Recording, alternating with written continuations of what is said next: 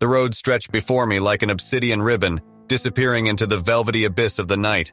The moon was a mere sliver, offering little comfort against the oppressive darkness that surrounded me. My fingers gripped the steering wheel tightly as I navigated the desolate highway. There's something about driving at night that makes the world feel different, as if the usual boundaries between reality and the unknown become blurred. I had always prided myself on my navigation skills, but this night was testing my confidence. The GPS signal had vanished miles ago, leaving me alone with my thoughts and the rhythm of the rain tapping on the windshield. The only source of light was the weak illumination of my headlights, which seemed to carve a path through the pitch-black void. My mind wrestled with fatigue, my eyelids heavy as lead. I had been driving for hours, and the hypnotic dance of the raindrops on the glass was lulling me into a trance. I knew I should pull over and rest, but a sense of urgency pushed me forward. It was as if an invisible hand was guiding me, urging me not to stop. I tried to shake off the unease that was settling in the pit of my stomach. Shadows seemed to dance at the edge of my vision, fleeting forms that disappeared whenever I turned to look. My imagination was playing tricks on me, I reasoned, trying to ignore the chill that had settled into my bones. As the road stretched on, a figure suddenly appeared in the distance, standing at the side of the road. My heart raced as I approached, and I instinctively eased my foot off the gas pedal. The figure was a woman, her long drenched hair clinging to her pale face. She was waving frantically, her eyes locking onto mine with an intensity that sent shivers down my spine.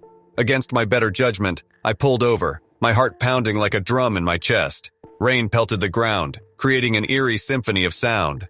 The woman approached my window, her expression a mix of desperation and terror. Her lips moved, but the words were swallowed by the storm. Rolling down my window slightly, I strained to hear her voice. "Please, you have to help me. My car broke down and I'm stranded here." I hesitated, the weight of unease settling upon me like a heavy fog. I couldn't shake the feeling that something was off. I glanced around, my eyes searching for any signs of danger. The darkness seemed to press closer, suffocating and sinister. "I can give you a ride to the nearest gas station," I offered, my voice cautious. Relief washed over her features, and she climbed into the passenger seat. As she settled in, a chill enveloped the car, and the air seemed to grow dense with a suffocating energy. Her presence felt wrong, like an intruder invading my personal space. I focused on the road ahead, my hands gripping the wheel tightly. The woman's breathing was shallow and uneven, her gaze fixated on me. I could feel her eyes on me, unblinking and unsettling. "Are you okay?" I finally asked, unable to bear the silence any longer. She smiled, a smile that was more a baring of teeth than a comforting gesture. "I've been waiting for you," she whispered, her voice dripping with an otherworldly tone. Dread coiled within me as her words sank in. My heart raced, and I slammed on the brakes, bringing the car to a screeching halt. The woman's head snapped forward, her hair obscuring her face like a curtain of darkness. "I think you should get out," I said, my voice trembling despite my attempt at authority. The woman turned slowly to face me, her eyes now devoid of any humanity. The pupils were dilated, consuming the pale blue irises. A guttural sound emanated from her throat, a sound that wasn't quite human.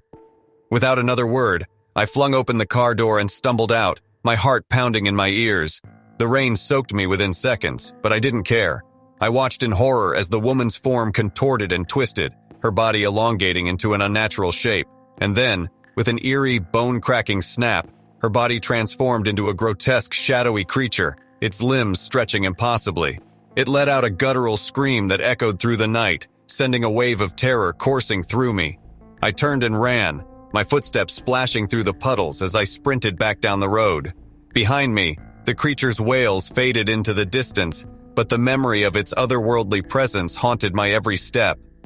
As the first rays of dawn broke through the horizon, I collapsed at the side of the road, gasping for breath. The rain had ceased, and the world seemed to breathe a sigh of relief.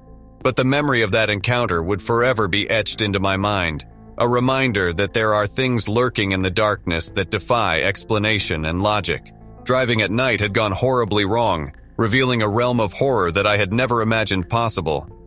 And as I finally caught my breath and looked back down the road, I couldn't help but wonder what other terrors lurked in the shadows, waiting to be discovered by unsuspecting travelers.